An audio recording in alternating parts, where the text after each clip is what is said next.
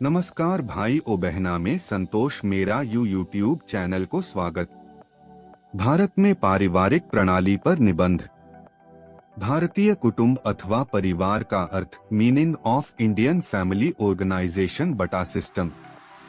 प्राचीन सामाजिक संस्थाओं में कुटुंब या परिवार का विशिष्ट स्थान है। यह प्राचीन जीवन की मूलभूत इकाई है। परिवार के माध्यम से ही मनुष्य अपना उत्कर्ष करता है। परिवार से ही समाज का निर्माण होता है तथा यही नागरिक जीवन की प्रथम पाठशाला है। कोई भी व्यक्ति ऐसा नहीं है जो परिवार से संबद्ध न हो। हमारी आवश्यकताएं परिवार के माध्यम से ही पूरी होती है। परिवार के अभाव में समाज का अस्तित्व ही संभव नहीं है। परिवार मनुष्य के जीवन की रक्षा करता है तथा जैविकीय आवश्यकताओं को पूरा करता है। समाज की निरंतरता परिवार के माध्यम से ही बनी रहती है। बर्गेस तथा लॉक ने परिवार को ऐसे व्यक्तियों का समूह बताया है जो विवाह, रक्त या गोद लेने के संबंधों से निर्मित होता है। इसमें एक ऐसी गृहस्थी का निर्माण होता है जिसमें पति पत्नी, पुत्र पुत्री तथा भाई बहन एक दूसरे को प्रभावित करते हुए तथा परस्पर संपर्क रखते हुए एक सामान्य संस्कृति की रचना करते तथा उसे सुरक्षित बनाए रखते हैं। इस प्रकार परिवार के सदस्य परस्पर रक्त संबंध से आबद्ध होते हैं। परिवार में पति, पत्नी, पुत्र पुत्री तथा दूसरे निकट संबंधी सम्मिलित होते हैं। परिवार का प्रधान आधार विवाह होता है। इसका प्रारंभ एक प्रजनक अथवा जैविक संस्था के रूप में हुआ जो बाद में मनुष्य के लिए सर्वाधिक महत्वपूर्ण सामाजिक इकाई बन गया। सामाजिक महत्व की दृष्टि से कोई भी संगठन परिवार का अतिक्रमण नहीं कर सकता है। भारतीय कुटुंब अथवा परिवार संस्था का विकास। भारत में परिवार संस्था का अस्तित्व अत्यंत प्राचीन काल से ही विद्यमान रहा है। आर्यों के प्राचीनतम ग्रंथ ऋग्वेद से इस संस्था के स्वरूप पर प्रकाश पड़ता है।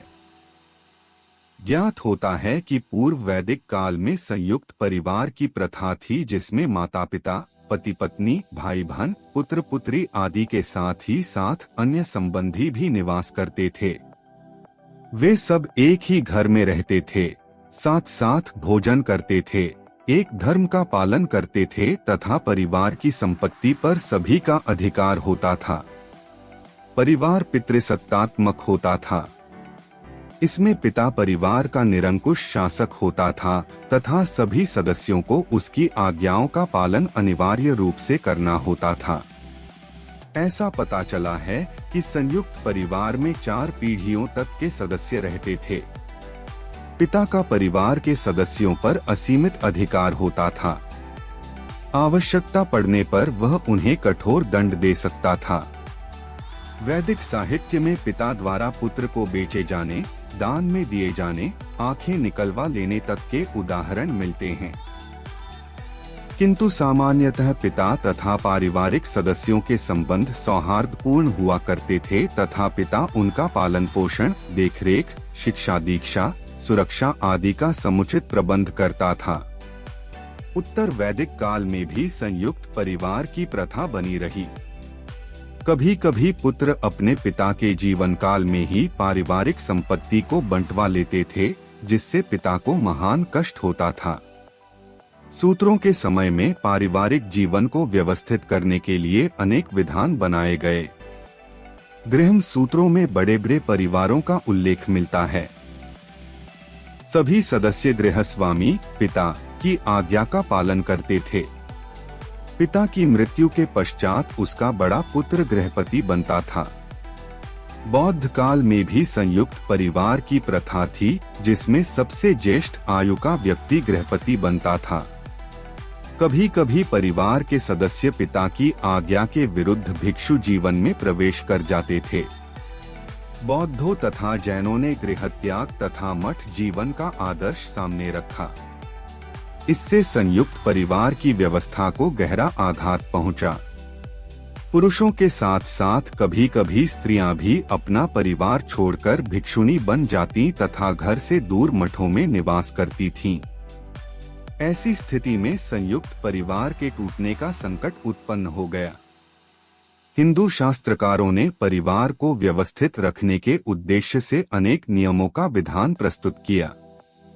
मनुस्मृति में इस प्रकार के विधानों का विस्तृत विवरण प्राप्त होता है। पूर्व मध्यकाल में मनु तथा याज्ञवल्क्य की स्मृतियों पर भाष्य लिखे गए, जिनमें कुटुंब संबंधी नियमों की विस्तार पूर्वक व्याख्या प्रस्तुत की गई। इन्हीं नियमों द्वारा हिंदू समाज आज तक शासित एवं व्यवस्थित हो रहा है। प्राचीन ग्रंथों से पता चलता है कि संयुक्त परिवार की संपत्ति में सभी सदस्यों का अधिकार होता था तथा विभाजन के समय सभी को अपना भाग प्राप्त होता था। ऋग्वैदिक काल में तो परिवार की संपत्ति पर पिता का एकाधिकार होता था, किंतु बाद में यह अधिकार घटने लगा। अधिकांश शास्त्रकार इस मत के हैं कि पारिवारिक संपत्ति का विभाजन पिता की मृत्यु के बाद ही किया जाना चाहिए। कहीं कहीं इसका विरोध भी मिलता है। पूर्व मध्यकाल में हम संपत्ति के अधिकार संबंधी परस्पर विरोधी मतों का प्रतिपादन पाते हैं। याज्ञवल्क्य स्मृति के भाष्यकार विज्ञानेश्वर ने अपने ग्रंथ मिताक्षरा में इस सिद्धांत का प्रतिपादन किया कि पुत्रों का अधिकार है कि वे पिता से संपत्ति का विभाजन करा लें। विज्ञानेश्वर ने पुत्र के उत्पन्न होते ही संपत्ति में उसका अधिकार माना है। इससे भिन्न मत प्रकट करते हुए जीमूतवाहन ने अपने ग्रंथ दायभाग में लिखा है कि पिता की मृत्यु के बाद ही पुत्र को उसकी संपत्ति में अधिकार मिलता है।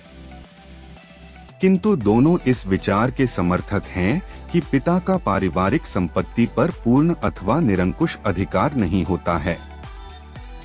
उत्तर वैदिक काल में पारिवारिक संपत्ति के अंतर्गत पशु, भूमि, आभूषण आदि सभी सम्मिलित थे तथा इन सबका बंटवारा किया जाता था।